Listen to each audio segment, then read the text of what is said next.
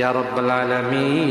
আল্লাহ, তুমি না কোরআনে বলেছো বান্দা যতই গুনাহ করবে আমার কাছে তাওবা করলে আমি তোমারে মাফ করে দেব।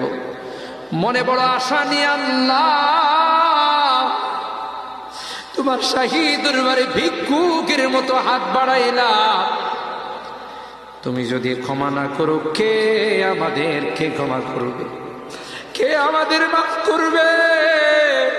ইয়া রাব্বাল আলামিন। আল্লাহ, তুমি না কোরআনে বলেছো বান্দা যতই গুনাহ করবে আমার কাছে তাওবা করলে আমি তোমারে মাফ করে দেব।